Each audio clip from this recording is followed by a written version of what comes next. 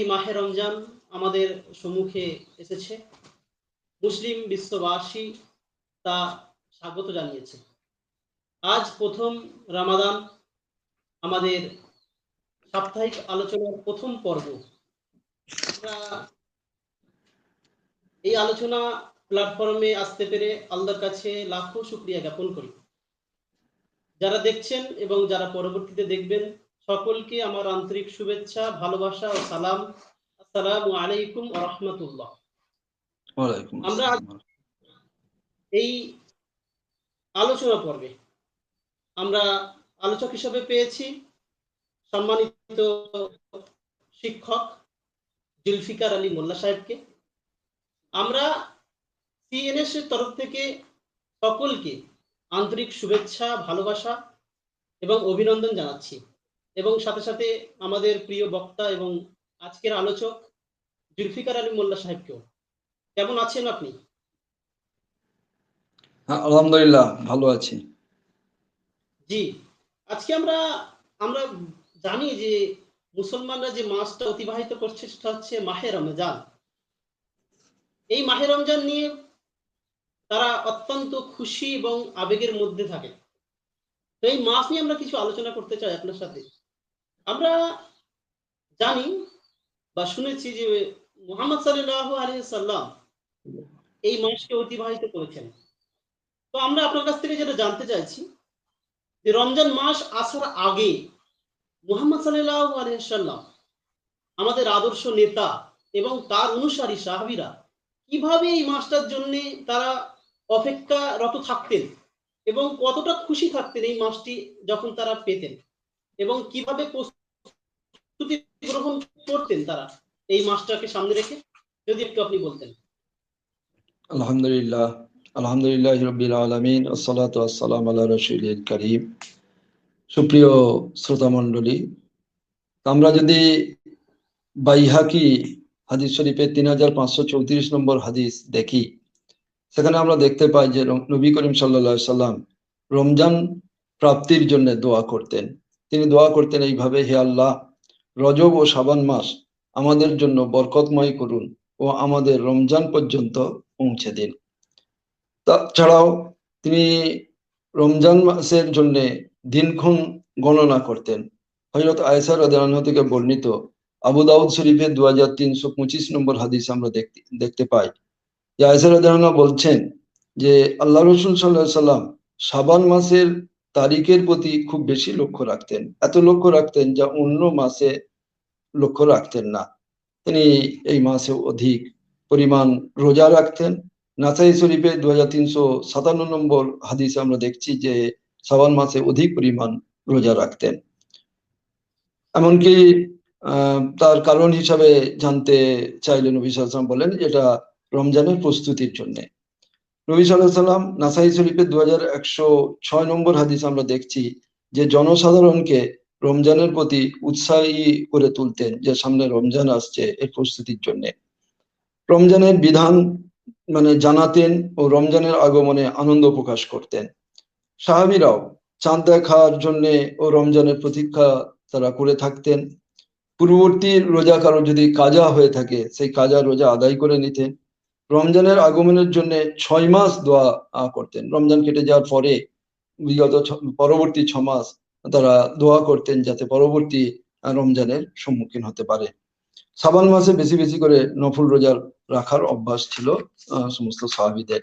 এটা থেকে আমরা দেখতে পাই যে কোনো কাজ যেমন প্ল্যানিং ছাড়া, পরিকল্পনা ছাড়া হতে পারে না, ঠিক তেমন ভাবেই নবী সাল্লাল্লাহু আলাইহি ওয়াসাল্লাম এবং সাহাবীরা রমজানের জন্য প্ল্যানিং, প্রোগ্রামিং এমন ভাবে করতেন যাতে রমজান একটা যে বরকতময় রহমতপূর্ণ মাস, এই মাসের ফায়দা নেওয়ার জন্য তারা মুখিয়ে থাকতেন, উদ্গ্রীব হয়ে থাকতেন, উৎসাহী হয়ে থাকতেন।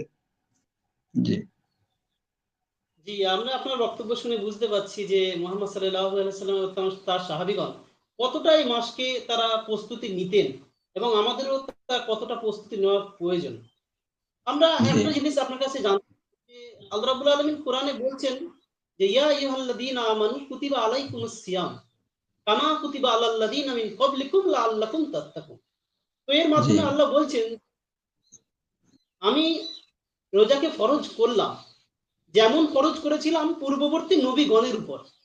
আমরা জি এই ব্যাপারটুকু আপনার কাছ থেকে জানতে চাইছি যে আল্লাহ বলছেন যে পূর্ববর্তী নবীগণের উপর রোজা ফরজ ছিল। এটা যদি জি আপনি একটু বলেন, আমরা ঠিক জি আমরা কোরআন মজিদের দ্বিতীয় সূরা সূরা আল বাকারার 183 নম্বর আয়াতে আমরা দেখতে পাই, সেখানে আল্লাহ পাক রব্বুল আলামিন বলছেন, ইয়া আইয়ুহাল্লাযিনা আমানু, হে লোকেরা যারা ঈমান এনেছো, কুতিবা আলাইকুমুস সিয়াম, তোমাদের উপরে সিয়াম সাধনা, অর্থাৎ আমরা যেটাকে রোজা বলি, ফরজ করা হয়েছে। কামা কুতিবা আলাল্লাযিনা মিন ক্বাবলিকুম লাআল্লাকুম তাত্তাকুন, যেমন ভাবে ফরজ করা হয়েছিল তোমাদের পূর্ববর্তী উম্মতদের উপরেও, নবীদের উপরেও, যেমন যাতে আশা করা যায় যে তোমরা তাকওয়া পরায়ণ হবে, মুত্তাকি হবে। এখন আমাদের প্রশ্ন হচ্ছে, পূর্ববর্তী নবীদের উপর রোজা ফরজ কেমন করে হলো? আসলে আমরা যদি সমস্ত জাতি দেখি, এমনকি আমাদের প্রতিবেশী ভাই যারা আছে, ভাই বোন যারা আছে, হিন্দু জাতি, তাদের মধ্যেও রোজার বিধান আছে। ইহুদিদের মধ্যে, খ্রিস্টানদের মধ্যে, তারপরে আমরা বৌদ্ধদের মধ্যেও দেখি, যারা বৈরাগী তাদের মধ্যেও দেখি। তবে এই মানে উপবাস বা ফাস্টিং বা যেটা রোজা আমরা বলছি, এর ধরন, পদ্ধতি, দিক, সময় এগুলো একটু আলাদা আলাদা আছে। এমনকি খুব মিল পাওয়া যায় যদি আমাদের দেশীয় ভাই, হিন্দু ভাই বোনেদের কাছে দেখি, যে ওদের একটা নির্জলা উপবাস বলে আছে। ওদের নির্জলা উপবাসটাও এরকম, কোনো কিছু খাওয়া যাবে না, শুধু মানে ইয়ে সকাল হওয়ার আগে থেকে এমনকি রাত্রেই ওরা যা খেয়ে নেয়, রাত্রে তাও হব্বিসি রান্না করে খেতে হবে। যারা নিজেরাই রান্না করলো, মাটির একটা পাত্রে হব্বিসি রান্না করে খেয়ে ওই রইলো, তারপরের দিন আবার সূর্যাস্তের পরে আবার ওই হবিষি রান্না করে খাবে, এরকমও আছে। আবার উপবাস অনেকে আছে যে ভাত মুড়ি রুটি খেলো না, বাকি অন্য জিনিস খেলো, ফল খায়, জল খায়, এরকম কিছু খায়। তো বিভিন্ন জাতির মধ্যে রমজানের বিধান, রোজার বিধান আছে, তার তারতম্য আছে, পার্থক্য আছে। তাহলে এ থেকে আমরা উপসংহার টানতে পারি এই, যে রমজানের রোজা ফরজ যেমন মুসলমানদের উপরে করা হয়েছে সারা মাস ধরে, এইরকমই উপবাসের সিস্টেম, রোজার সিস্টেম অন্যান্য জাতির উপরে আছে। যদিও সময়ের পার্থক্য আছে, অন্যান্য কিছু পার্থক্য আছে, কিন্তু শুধু রোজা মুসলমানদের উপরে ফরজ নয়, অন্যদের উপরেও ফরজ আছে। জি, জি আমরা হুম, আপনার কথা শুনে অনুধাবন করতে পারছি যে অবশ্যই রোজা নতুন কোনো জিনিস নয়, এটি পৃথিবীর শুরু থেকেই চলছে। আমরা যে আপনার বার্তা থেকে এটাই স্পষ্ট হচ্ছে আমাদের কাছে। জি আচ্ছা, জনাব, আমি আপনার কাছ থেকে এটাও জানতে চাই যে মাস তো বছরে আমরা শুনে থাকি যে ১২টা মাস হয় এবং ১২টা মাস আছে আমাদের কাছে। তো জি এই রমজান স্পেশালি এতটা গুরুত্ব কেন? কেন আমরা রমজান মাসকে আল্লাহ রাব্বুল আলামিন এতটা গুরুত্ব দিচ্ছেন আমাদের কাছে? যদি আপনি এই বিষয়ে একটু বলতেন। আমরা যদি কোরআনের ওই দ্বিতীয় সূরা সূরা আল বাকারার 186 নম্বর আয়াত দেখি, সেখানে আল্লাহ পাক রব্বুল আলামিন এর গুরুত্বের দিকে ইঙ্গিত করেছেন। সেখানে আল্লাহ পাক রব্বুল আলামিন বলছেন, বিসমিল্লাহির রহমানির রহিম, শাহরুর রমাদান উনজিলা ফিল কুরআন হুদাল লিন্নাস ওয়া বায়িনাতুম মিনাল হুদা। রমজান মাস, এই মাসেই কুরআন নাজিল করা হয়েছে, যাতে করে আহ যেটা সমগ্র মানব জাতির জন্য জীবন বিধান এবং সুস্পষ্ট উপদেশাবলিতে পরিপূর্ণ, এই বিষয়গুলো আছে। আমরা যদি আহ ইয়ে আম্মা পাড়ার ইয়ে একটা সূরা আছে, যেখানে বলা হয়েছে যে সূরা আল কদর, এই কদরের রাত, এই রাতেতে কোরআন মজিদ নাজিল করা হয়েছে, যে যা হাজার মাসের থেকেও উত্তম। তাহলে এখান থেকে আমরা জানতে পারছি যে রমজানকে এত গুরুত্ব দেওয়া হয়েছে এই জন্য, মানব জাতির জীবন বিধান, মানুষকে সত্য, সঠিক, ন্যায়, সুন্দর পথে পরিচালিত করার জন্য তাদের যে জীবন বিধান পাঠানো হয়েছে আল কুরআন, সেই আল কুরআন এই রমজান মাসেই নাজিল করা হয়েছে, অবতীর্ণ করা শুরু হয়েছে। এই জন্য রমজান মাসকে এত গুরুত্ব দেওয়া হয়েছে। জি জি, অসংখ্য ধন্যবাদ আপনাকে। আমরা বুঝতে পারলাম আপনার কথা অনুযায়ী যে রমজান মাসে পবিত্র কুরআন নাজিল হয়েছে। তাই রমজান মাসের এতটা গুরুত্ব আরোপ করা হয়েছে। এই যে জি একটি আল্লাহ রাব্বুল আলামিন তার বান্দাদের কাছে যে একটি রমজান মাস নামক একটি পবিত্র মাস দিয়েছেন, আল্লাহ রাব্বুল আলামিন এর ফলে কি চাইছেন বান্দাদের কাছ থেকে? যে বান্দা কিভাবে এই রমজান মাস কাটাবে এবং আল্লাহর রব্বুল আলামিন যে এই পবিত্র মাসটি দিয়েছেন, এখানে আল্লাহ বান্দাদের কাছ থেকে কি চাইছেন বলে আপনার মনে হয়? বা আল্লাহ কি বলতে চাইছেন?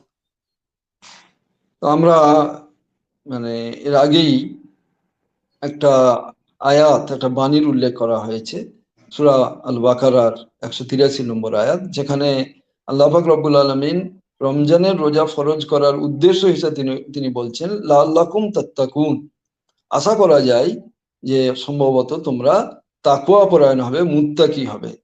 এই যে মুত্তাকি তৈরি করা, এটাই রমজান মাসের রোজা ফরজ করার মূল উদ্দেশ্য।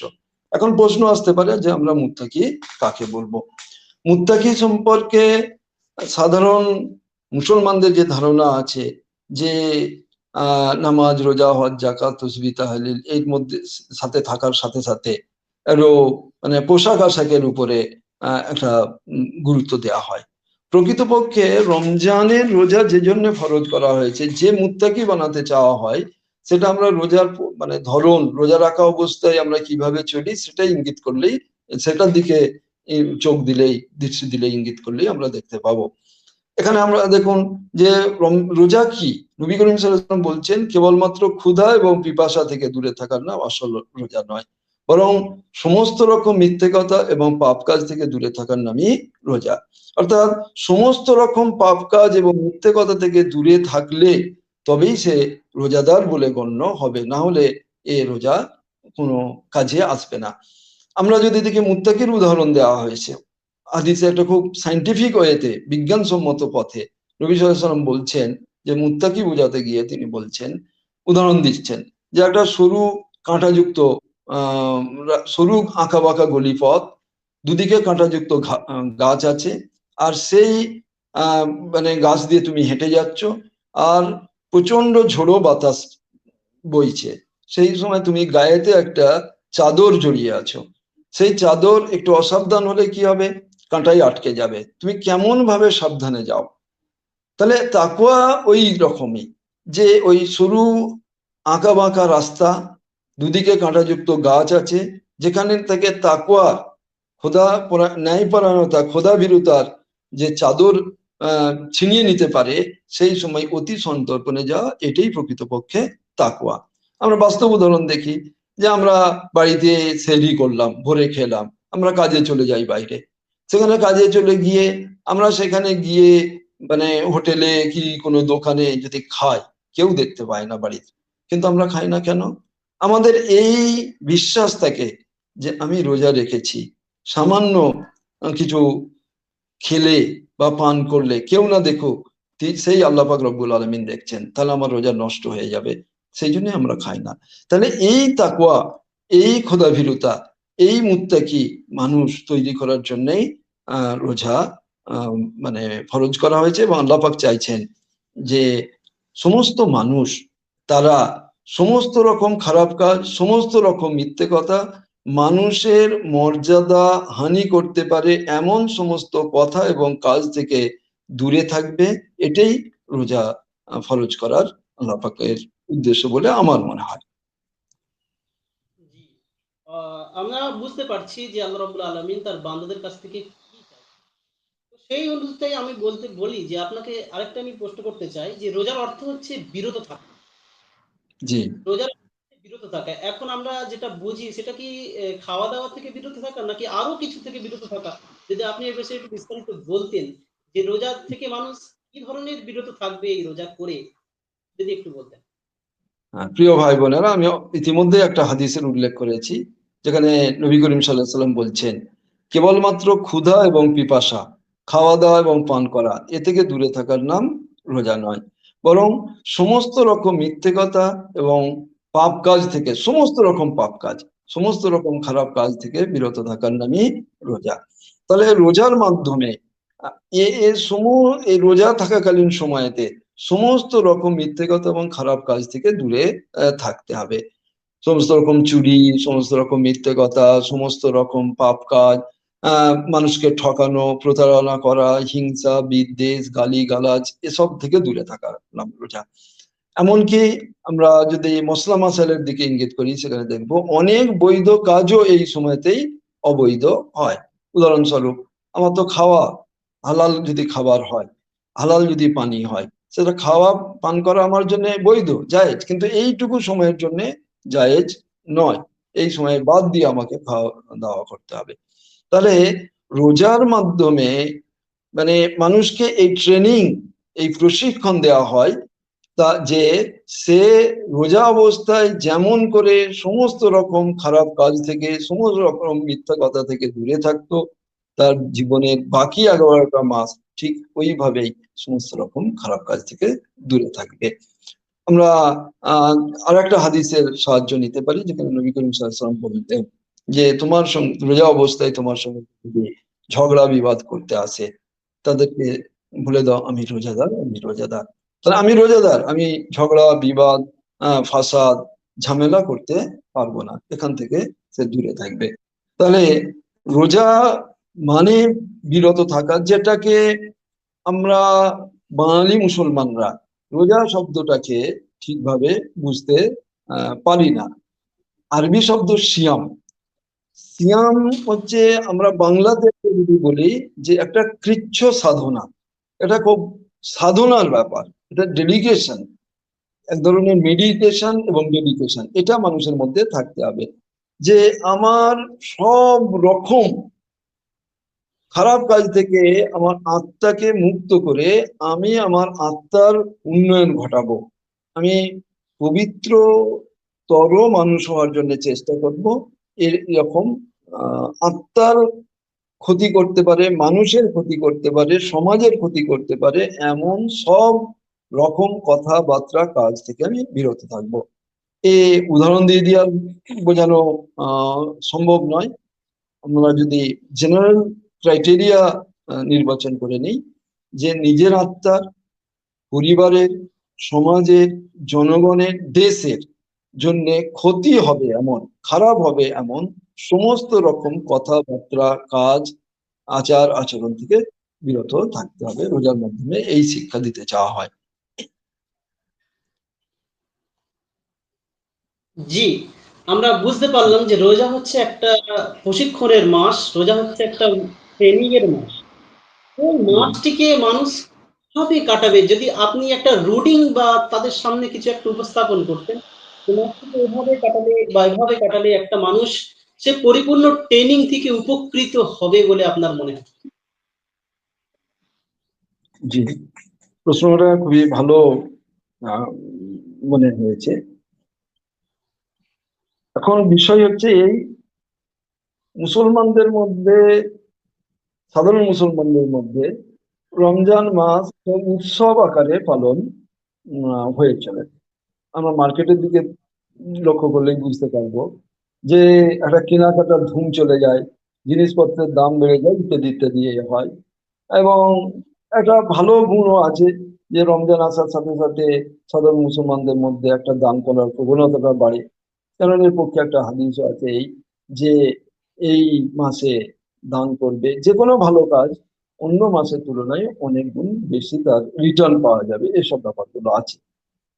আমি মনে করি যে মুসলমানদের রমজানটাকে তাদের আত্মশুদ্ধি, তাজকিয়া এবং তদবিয়ার মাস হিসাবে উন্নততর ট্রেনিং এবং প্রশিক্ষণের মধ্যে দিন কাটা দরকার। ফজরের পর যে সিয়াম মানে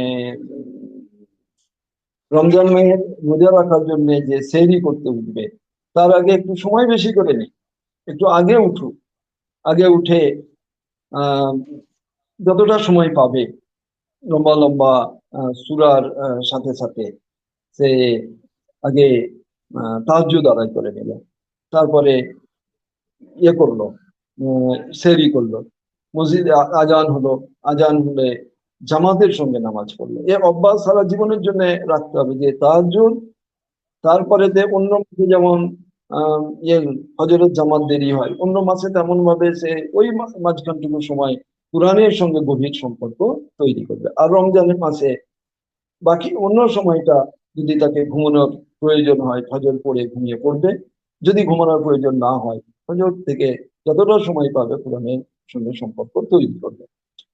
তারপরেতে মানে অন্যান্য নফল নামাজ, ইসরাক, চাষ, আহবিন, এগুলো মানে অভ্যাস তৈরি করা। কোরআনকে বেশি বেশি জানা এবং বোঝার জন্য সময় ব্যয় করা। যতটুকু কাজ না করলে জীবিকা চালানো সম্ভব নয়, রোজগারের জন্য, সংসারের জন্য, মা বোনদেরও যতটুকু কাজ করা দরকার সেই কাজটুকু করিলে বাকিটা সময় ইবাদতে মশগুল থাকবে। এরকম রুটিন রমজানের হয়ে যাওয়া দরকার। তবে আমি ব্যক্তিগতভাবে এটাও মানে সাধারণ মুসলমানদের কে আমি অনুরোধ করব যে এই মাসে বেশি বেশি করে ইফতারের আয়োজন করা, সেহরিতেও খুব ভালো ভালো মানে আয়োজন করে খেতে হবে। এইসব করতে গিয়ে ইবাদতের ঘাটতি বরং এসে যায়। শরীরের সুস্থতার জন্য মন যাতে সতেজ থাকবে, সবল থাকবে, সেই রকম হালাল খাবারগুলো প্রয়োজন মতো বানিয়ে নিয়ে বাকি সময় কোরআনের সঙ্গে বেশি বেশি করে সম্পর্ক তৈরি করে কোরআন পড়া, কোরআন বোঝা, টার্গেট নিয়ে নেওয়া দরকার যে এই 29 বা 30 দিন রমজান মাসে গোটা কোরআনকে আমরা খতম তারাবি করার ওই জন্য গোটা কোরআনকে আমরা একবার প্রথম থেকে শেষ পর্যন্ত পড়ে নেবো।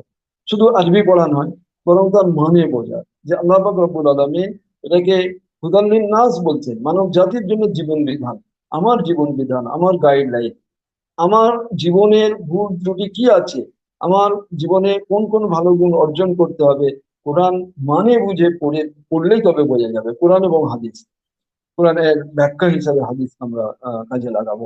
তাহলে কোরআন, হাদিস এবং অন্যান্য ইসলামী সাহিত্য বেশি করে পড়ার জন্য, এবং শুধু পড়া নয়, সেই অনুযায়ী আমল করা, সেই অনুযায়ী নিজের জীবনকে গঠন করার জন্য প্রোগ্রামিং করতে হবে।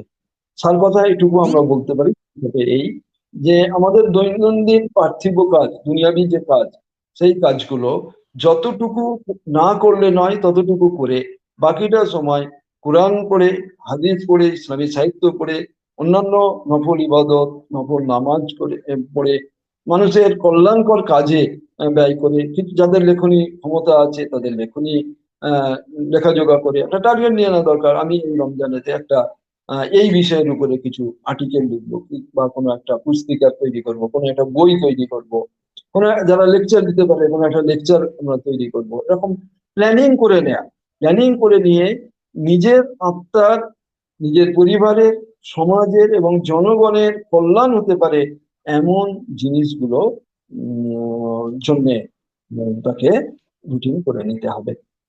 আমি কথা বলতে চাই যে আমার পরিচালক ভাই যে বলছেন যে একটা রুটিন করে দেয়া, আসলে রুটিনটা ব্যক্তি বিশেষে ভ্যারি করবে।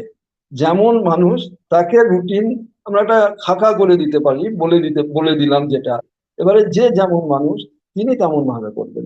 উদাহরণ দিতে ধরুন, অনেকে আছে যে নামাজের জন্য প্রয়োজনীয় সূরাটুকুও জানে না, সে টার্গেট করে দিন এই মাসে আমি মানে অন্তত 10টা সূরা মুখস্থ করবো। যা 10টা সূরা আছে মুখস্থ, সে টার্গেট করে নিক যে আমি আরো এই মাসেতে 5টা সূরা বেশি করে মুখস্থ করব। একজন মুমিনের উচিত হচ্ছে তার 40টা হাদিস মুখস্থ রাখা। নবী সাল্লাল্লাহু আলাইহি ওয়াসাল্লাম বলছেন যার 40টা হাদিস মুখস্থ আছে এবং সেই অনুযায়ী আমল করে সেই জান্নাতে যাবে।